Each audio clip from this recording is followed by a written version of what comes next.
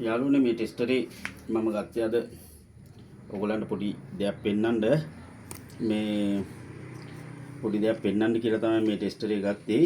මේක මම අද ගත්තේ මේකේ කරන්න පුළුවන් වැඩක් තියෙනවා. මේ මම පරිපතයකට කරන්ට් එක දීලා තියෙන්නේ.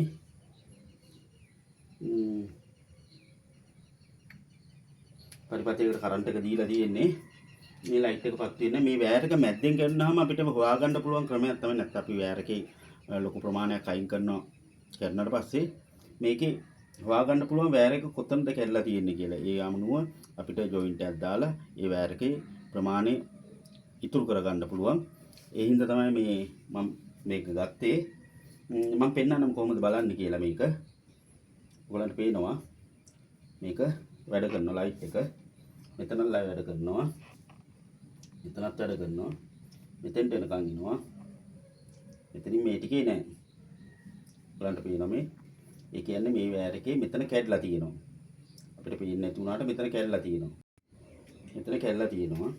අපි බලමු මේක මෙතනින් කපලා මේක අමුණලා ලයිට් එක වැඩ කරනවාද කියලා.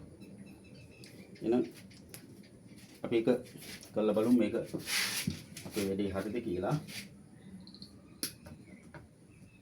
කරන්ට් එක තියෙනකොටමයි මම මේ වැඩේ කරන්නේ.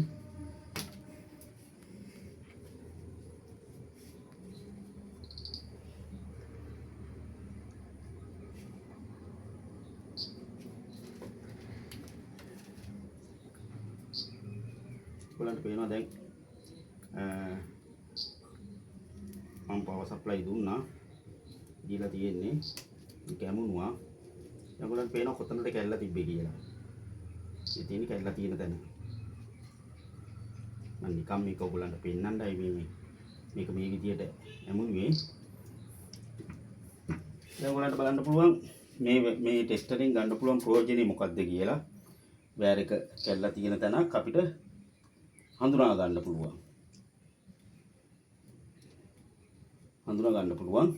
මේකේ තව වැඩ ටිකක් තියෙනවා. මම ඒ වැඩ ටික පෙන්නන්නම්. එහෙම තමයි තියෙන්නේ මේකේ. වයර් එකක් මැද්දෙන් කැඩලා තිබ්බොත් මේව අරගෙන ගියාම වයර් එක කැඩලා තියෙන තැනේදී අපිට වැඩ කරන්න නැති වෙනවා. බල්බ් එක මිනි කොළ පාට එළිය එන්නේ නැති වෙනවා. එහෙම තමයි මේ ටෙස්ටරේ වයර් කැඩිච්ච තැන් හොයන්නේ. හොඳයි යාළුවනේ, මම එහෙනම් තවත් අලුත් වීඩියෝ එකකින් ඔයගොල්ලන් හම්බෙන්න දෙන්නම්. අපේ YouTube channel එක හොඳයි කියලා හිතනවා නම් subscribe කරලා අපිට comments දාලා අපිට තව වැඩ ටිකක් පෙන්වන්න ඔයගොල්ලන් අපිට උදව් කරන්න.